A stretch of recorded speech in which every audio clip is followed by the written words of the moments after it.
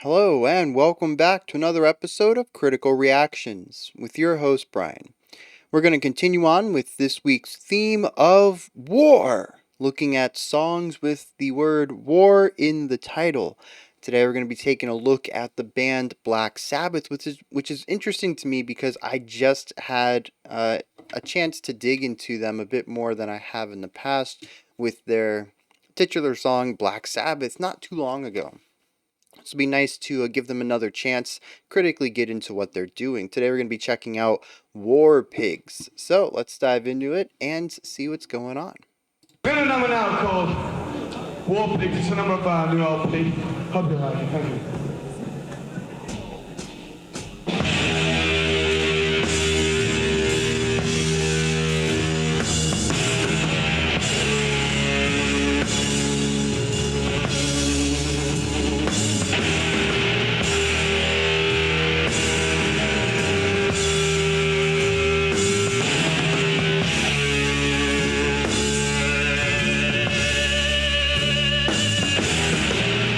They're lining up very much with Black Sabbath. We have a very slow, heavy riff.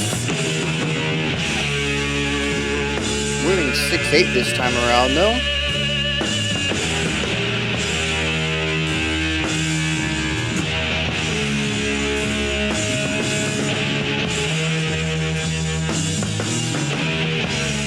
Really nice bass line right there.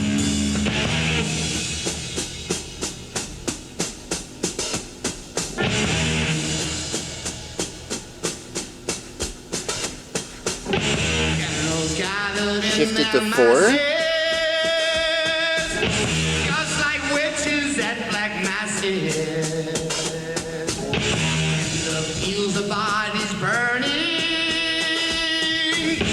as the war machine keeps turning. Evil minds that plot destruction. Sorcerer of death's construction. Say where you go to the war pigs people know. Oh Lord, yeah.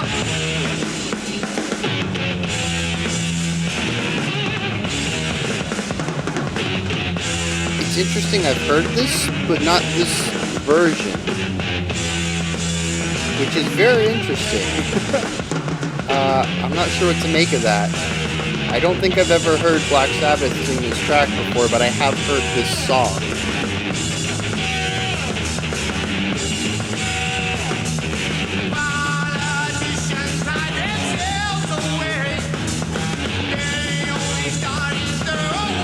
It's interesting, all the drive that I kind of didn't think was part of heavy metal, at least not early heavy metal. I wonder which album this comes off of.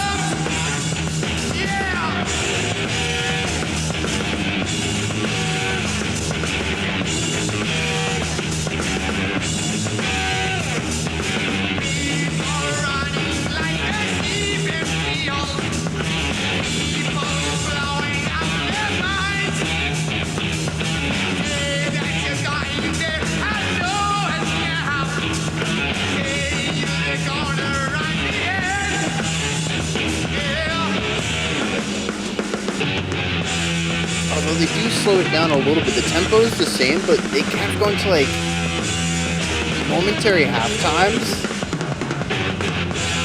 The drum work is just nasty.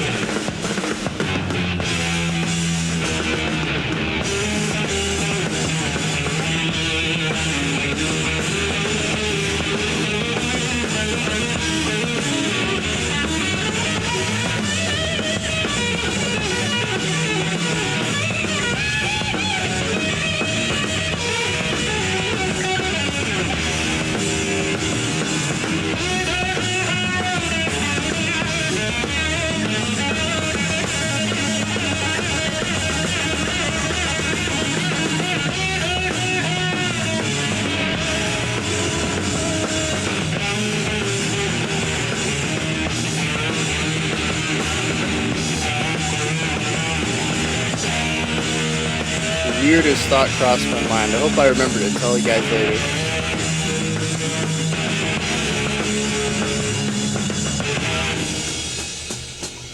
Very clean return back to this section.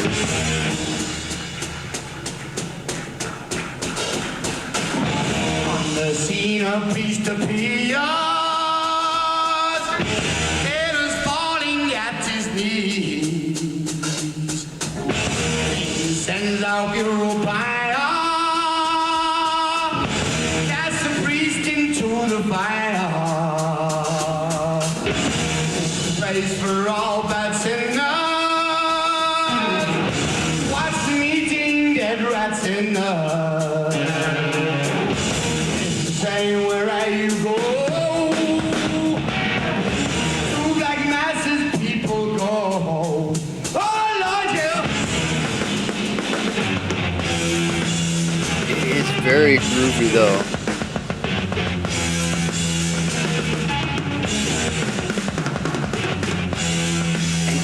And just a ton of energy, constantly driving forward. Thanks so much to the drumming.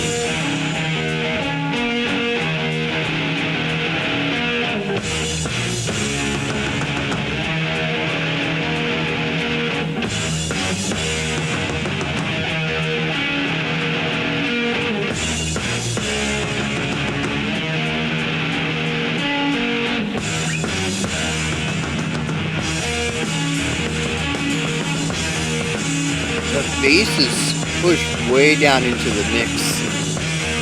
I'm not a big fan of it, but it's. I'll have to talk about it later.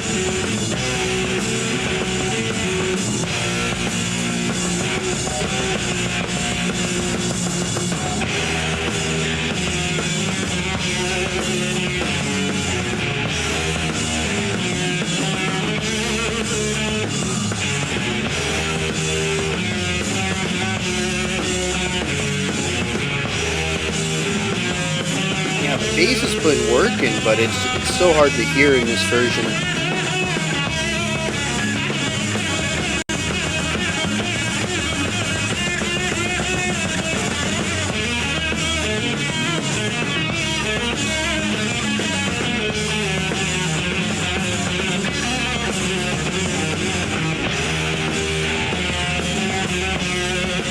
I like how this melody gets worked into the solo.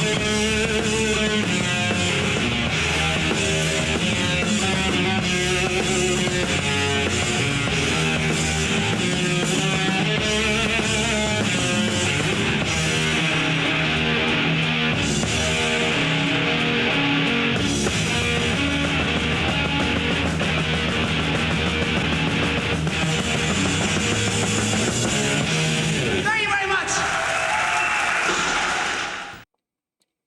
Interesting. It's the drumming there at the end kind of makes me think of almost like a precursor to the blast beat. Just really laying into it. I'm curious if there was any other music at the time. And what year was this? 1970. Oh, this is Paranoid. This is not the same album that Black Sabbath was on. Um, oh, this one had Paranoid and Iron Man. Those are the only ones I recognize. Um, so yeah, 1970.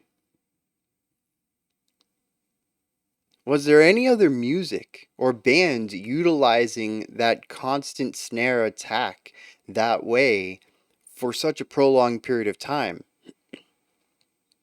I don't know. Um, there's a lot of music out there. There certainly could have been some fringe stuff at the time that was experimenting with that sort of harsh, abrasive, constant attack in the drums. But as far as a mainstream band, something that a majority of people, not something that would be drawing crowds. Not necessarily some underground band where their friends and family show up to their concerts. Was anybody else at this level of popularity doing this? Because it does feel a lot like what blast beats would become, just speed it up. But the idea is there, just hit the stuff, make as much noise as you can in a very static rhythmic pattern. Um, Very rigid pattern, I should say. It's not, there's no syncopation to it. It is just constant, equidistant notes. Um, yeah, it's the more I listen to Black Sabbath and the more you guys tell me about some of the stuff that they did, I do understand how these guys are the fathers of modern metal. You know, this is wild stuff to kind of put this in perspective and figure out, oh, maybe they were way ahead of the game on this stuff. Um, so that's just kind of cool. That one, the little comical thing I had in my mind during the guitar solo, Ozzy's just going wild, right? He's up there moving his body and head banging and stuff, and I start to think about other singers in bands that I've seen live footage of or at shows I've seen, and I realized that the lead singer is often your stage dancer when they're not singing. Like pop music has the dancers around the vocalist that, put on the show while, the vocalist is doing their thing. Uh, I've always kind of thought, oh, rock and metal bands don't need that performative aspect because the musicianship is the performance. But no, that right there kind of clicked with me. The vocalist dances. It's a very different kind of dance than we would think of a choreographed, very modern dance style that we attribute to a lot of pop shows. But the vocalist becomes the dancer in a lot of performances when they're not singing, especially when there's a solo section. They're the ones putting on the physical display, the physical performance, and you get to see them move and with the music and stuff. It just kind of made me chuckle for a second, thinking that Ozzy was the physical performative aspect of the show right there. And I know the analogy's not perfect, but I mean that's just where my brain went. So I'd mentioned that in the last when we did heavy metal week, heavy metal origins week a while ago, a lot of the metal stuff was on the slower side, which I kind of get is where they get the angle of heavy metal, if I'm interpreting that correctly, where it was very weighty, lots of space between the notes. And a lot of these suspended notes, just kind of letting the notes hit and then ring out for a long time. You get these long whole notes and tied notes together. And this is moving. This is only a year, I think, after their debut album, Black Sabbath.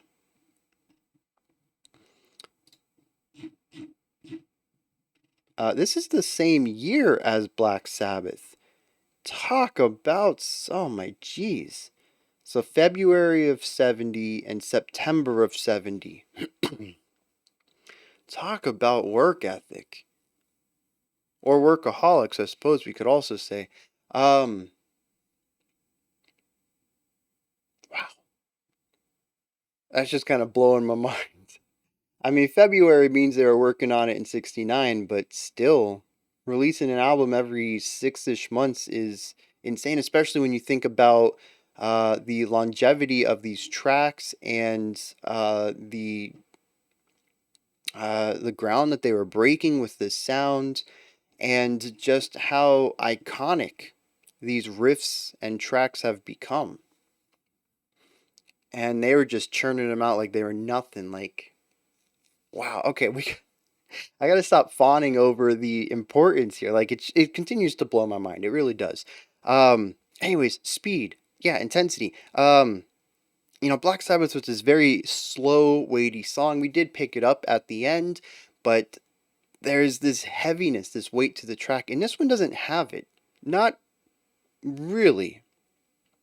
We start off the track with a bit of a slower intro, but once we get into the track proper, the verse, guitar riff, and well, I guess technically it's the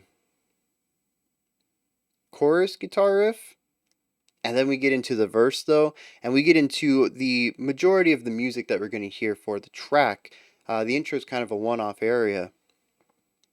We pick up the pace. I mean, we got the hi-hat going all the time, and it is just dropping what, like 120, 130, which is ridiculously fast compared to Black Sabbath. What was that, rocking like 70 maybe, maybe even slower than that. BPM I'm talking about here, tempo. um but what's interesting is they get weight in a different manner. They don't achieve it through speed, but they do achieve it through a sort of call and response, where even though we're at a faster speed, there's still not a lot of playing going on. Our vocalist gets, what, 7 beats of every 8 beat, or yeah, every 8 beat phrase for vocals, and then we get like a beat into the downbeat of the next bar for the rest of the band, which is 2 notes. Dun out. Um, Occasionally we'll get a little embellishing line. We get a lot of those hammer-on pull-off, basically a trill. I don't know if we have a specific name for it in the guitar world. It is a series of hammer-ons and pull-offs from what I could see. Um, and like I said, guitars kind of have their own terminology for a lot of things, but in the aerophone world, we call that a trill. Percussion world, we would call it a roll.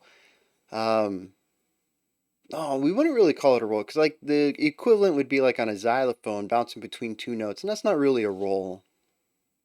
I don't know if there's a specific phrase there either. That's what happens when you grow up. Your academics are both mostly based on aerophone stuff. Trumpet player here. So, anyways, we get these really nice trills into the da da, which again just makes up such a small percentage. What is it? It's 1/8 of the phrase is the band, and everything else, the 7/8 is the vocals. And this distance between the notes provides a bit of tension and anxiety that creates a type of weight, right? It's not the same kind of weight that we hear in Black Sabbath, where it is this slow, hulking mass, but it is definitely a song that, despite its tempo, does not want to move quickly. There's not a lot of things going on in our verse. So it's interesting just to see the evolution of heavy metal and how it continued to push in different areas. I'm really interested in what the rest of this album sounds like. Like I said, I know Paranoid and Iron Man. Um, Iron Man, I'm kind of drawing a blank on. All I remember is the intro because that's like super iconic. But Paranoid uh, is, I mean, I can think of that easily. Granted, it's a MIDI version, but I can think of it pretty easily. And it's got a bit of a tempo push too. So I wonder, if I go back to the first album, how much of that is that slow weightiness, or if I just got a dose of that because that was the iconic sound of heavy metal, and maybe that wasn't the traditional sound for Black Sabbath. Or if they just kind of evolved, they pushed it forward. They did one slow album and they're like, oh, heavy metal can be more. What if we crank this up?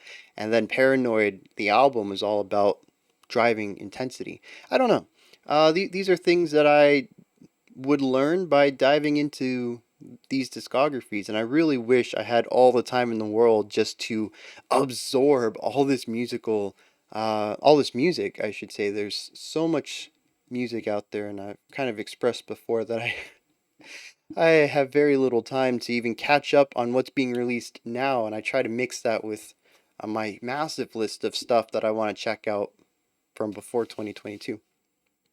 Anyways, back on track with Black Sabbath. So we have all this space here. I want to focus specifically on this call and response idea because we heard it in Black Sabbath as well. Um, and it's, to me, it's such an iconic early rock kind of idea. But I don't know that, I mean, here I think I don't know how unique it is at this time. Me coming at this music 50 years displaced, the call and response where the band basically cuts out for the vocals to play and then, or the vocals to sing and the band comes in, it's kind of overplayed to my ears.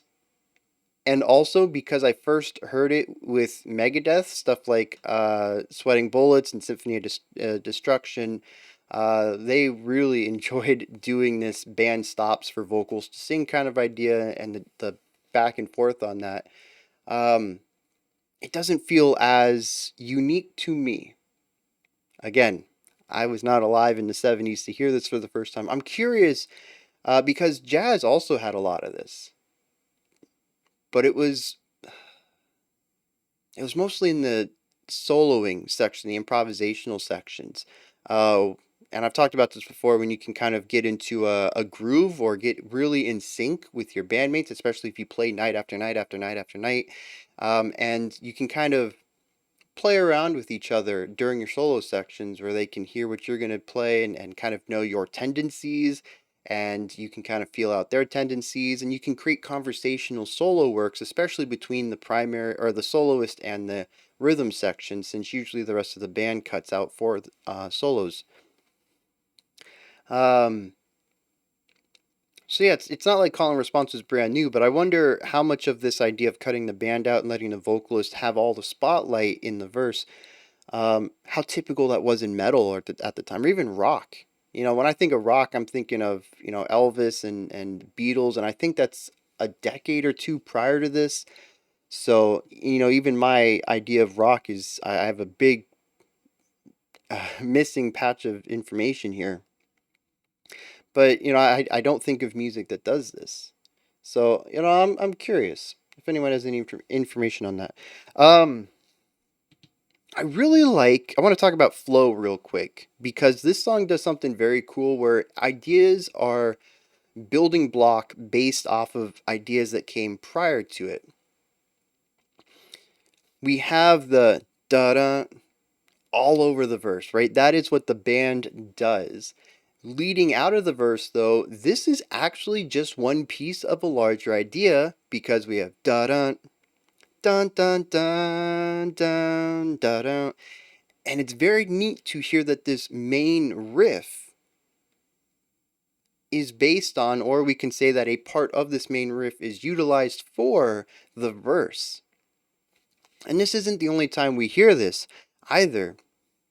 The verse and the chorus being interconnected like this, we get to the solo section closer to the end of the track, and I even talked about how that lead guitar line, that melody that gets repeated a couple times, and then we get this solo section that leads right back into it. There's actually pieces of that idea in the shredding that happens as well. There's so many callbacks to this idea, and it's interwoven into the guitar solo. It's just very cool to hear this type of composition where you don't abandon everything you've done just because you're moving to a new section. Choruses and verses can be interconnected. Bridge riffs and solos can be interconnected. There isn't a single part of this song that feels too far divorced from the sections that sit around it. And I just think it's very cool to have that connective tissue through everything. It feels like a very cohesive song, all based off of a single idea, variations of that idea, but a single foundational concept nonetheless. And it makes every section feel unique while also very closely tied to what comes around it. And it's just a phenomenal way to write a song, especially one like this where you're going to end up having such wide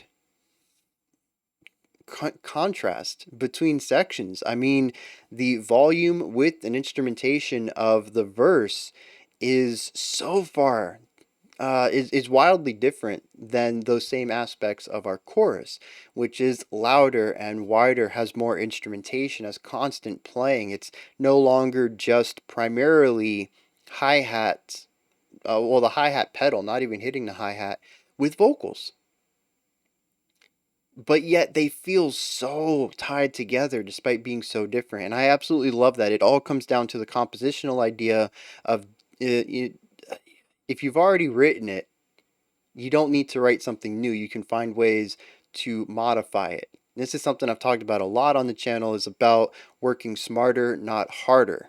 There are so many famous composers out there who write one thing and utilize it in 100 different ways in a song, and they get all this praise for their masterful writing, and they've written like four ideas and have just flipped them and reversed them and inverted them and put them in different ideas, and they're geniuses, but all they did was like write a handful of ideas, and then just copy paste it in different ways. So, I'm not saying that that's a bad thing. That is certainly why they're geniuses. They work really smart with their music, and I'm glad to see some of that in rock and metal, especially this early on, where I still feel like the genre as a whole, every section needs to have a new riff to it. Everything's got to be new and fresh. And I really like this idea going on here of just taking one foundational concept and building everything off of it is so good.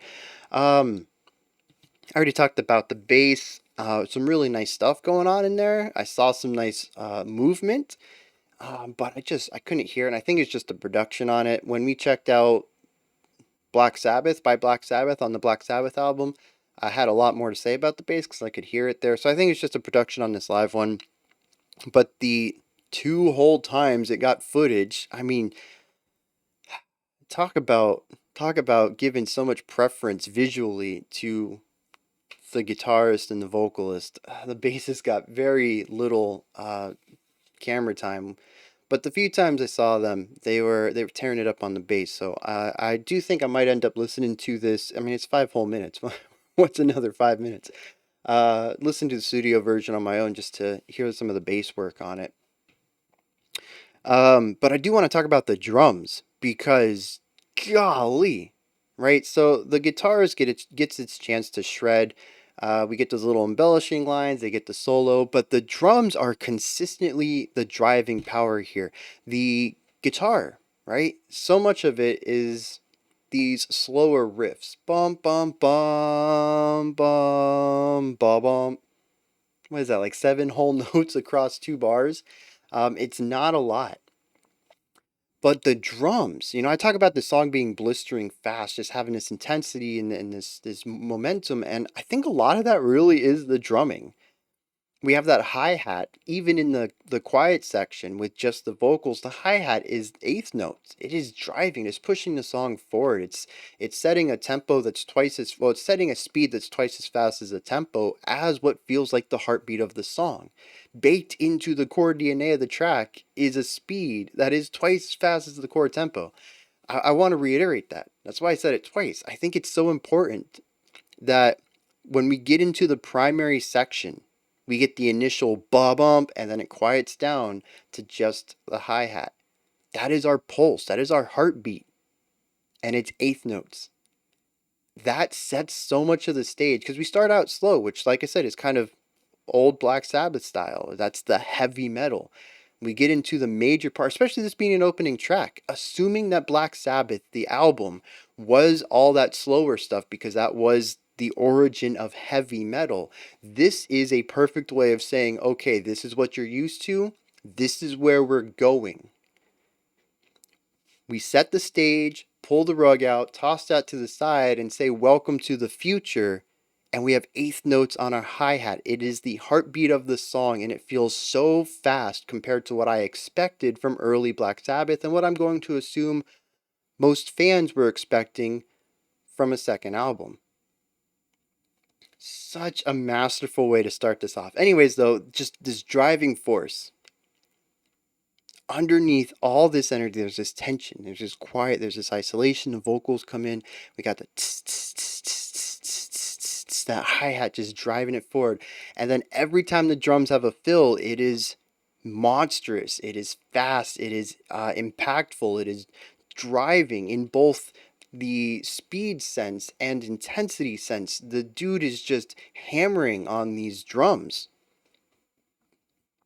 It is a raw display of, at least in my mind, aggression. Not in the same way that modern, death metal bands are aggressive, but the way that this type of metal could be. Just hitting these drums as hard as they could. And as far as I could see, it wasn't until I got curious about it when I held on to the snare timbre at the end, and I was like, this is a very fat hit, and the production it's a bit boomy. I don't know if I need to chalk that up to it being live or just an older performance. Um, but it started to click with me. This is not a typical snare sound, even given the type of production this is. And I started to look, and I'm pretty sure I saw the dude's got his drumsticks backwards. He's not hitting the drums with the head of the stick. He has them flipped over. He's holding the heads and hitting them with the butt of the stick, which is going to create a more resonant and deeper tone, a more impactful hit. It's just going to sound heavier. And he's doing all this while it feels like using every ounce of strength he has. These are massive swings, and I feel like he's dude's not holding back. It is just it is a wonder to watch. It is almost hypnotic. The type of drumming, just the heaviness and weight of the drumming style here, and the speed and intensity of it all. Just I have to point it out because the drumming is bonkers. It really is. Like again, trying to put this in perspective and figuring out if anybody else was drumming like this at the time. Not to mention this dude. I mean, the blast beats at the end. Like, it all just kind of fits into this. It's a very, at least for my understanding of the '70s, a very unique style of drumming that I'm curious. Again, what people thought of this when it came out. Did any of this exist on their first album? It had good drumming on it, but not like this. This feels more modern than the drumming off of Black Sabbath. And I know I'm doing a lot of comparative stuff to Black Sabbath, and I apologize. I'm not like super focused on War Pigs, but it's still it's 6 months, man. 6 months. Oh man. All right, so we've talked about all the different sections, though: bass work, guitar work, drum work, vocals, kind of. Um, I want to talk about the emotional atmosphere here, and then we'll dive into some lyrics. This is a song about rising intensity and potential energy release, right? Converting potential to kinetic, and driving that energy home. There's so many moments in here about withheld intensity leading to large explosive moments. I mean, we can even look at the core or the verse as a microcosm of this. We have all that tension of Ozzy's vocals, especially when he rises up. Bum bum bum bum bum bum ba da. We get that nice slide into that higher note. That is a very tense moment because it's pointing towards the resolution, but we're not going to get there yet. We have to have the ba bum, and then we can start there and come back down to resolve the chord. So we rise up to this tension, and then after that, we get these two explosive dynamic hits, which are very percussive, ba bump, right? And it comes from the whole band. We have the bite of the electric guitars, and the punchiness of the bass, which contrasts so heavily with the smoothness of Ozzy's voice and the quiet isolation of the hi-hat and the vocals. So we have rising tension in quiet and then explosive moment of release. That is the song in a microcosm. We can even look at the continuous, we take this one step further. Let's look at verse chorus. We have the continuous rising tension. It is this mostly isolated vocals, mostly hi-hat. I mentioned that the instruments really only play for 1/8 of the entire verse. And then it ends, and we move into the chorus, which is this big moment. The guitar comes in fully and introduces the rest of the riff. We have constant drum fills. It is an explosive moment. It's a transition from the potential energy, which was causing tension, into the kinetic energy of the driving forward. This happens everywhere across the track. We can even hear it in the guitar solo, where we have the fairly reserved riff, the bridge riff, if you will, that goes into the shred and then pulls back to the riffage and then back to the shred. We have moments of melodic harmony into moments of, speed and just constant attacks and just, all of the intensity that comes with that type of fast guitar soloing, that type of shredding.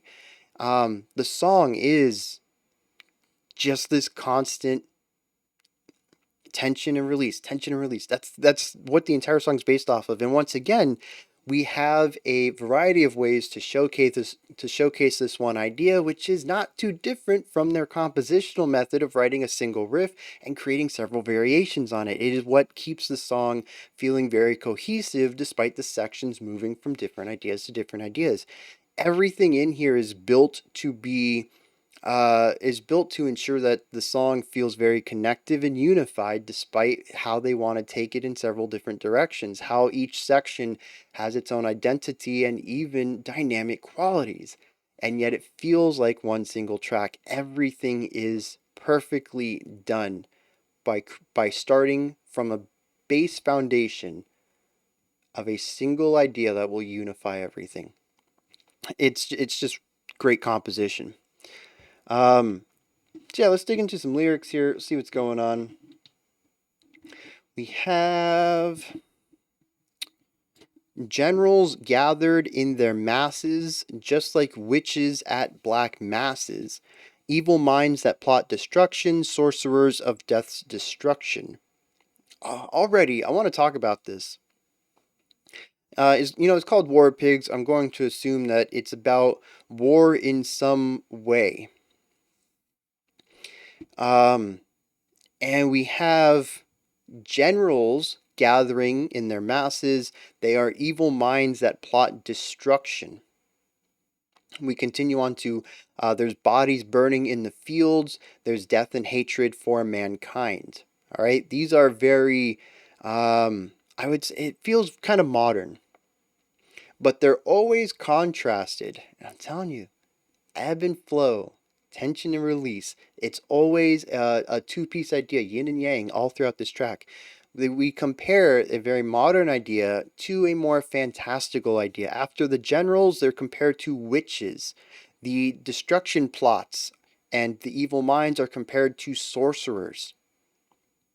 The bodies burning are related to a war machine, which in this moment feels kind of metaphorical, but given the last three fantastical lines, we can also kind of see this as an embodiment, a physical embodiment of war, an actual machine crafting it.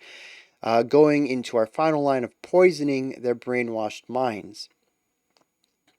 I love this back and forth of modern to fantasy. I think it's just a very cool way to go about crafting that while retaining, it allows the message to be grounded while still feeling elevated. Just a very cool way to go about it. And then the refrain, "Oh Lord, yeah." Uh, Good. It's in the lyrics the second time. I might have to sing it again. You guys will have to be subjected to that. It's such an iconic part of the song, though, and it's kind of cheesy from one angle, but it also is very. It's kind of punchy, right? It's got impact. I like it. Um, really? It says the next part is the bridge, and then the guitar solo, and then verse 2. Does this not have a verse, chorus, verse? I could have sworn we did verse, chorus, bridge with the guitar solo back to our final verse. Huh. The bridge says politicians hide themselves away. They only started the war. Why should they go out to fight? They leave that all to the poor. Yeah. Time will tell on their power minds, making war just for fun, treating people just like pawns in chess. Wait till their judgment day comes. Yeah, and this is pretty much, I mean, System of a Down did this with BYOB. I don't know, like 40 years later. Why do they always send the poor? Why don't presidents fight the war? This is that same idea about those in power going to war for their own benefits. This one says making war just for fun, but I think the idea still stands that the stakes are not quite as high for the people starting wars as they are for the people in the wars. And of course, the people in the wars are always the poor. So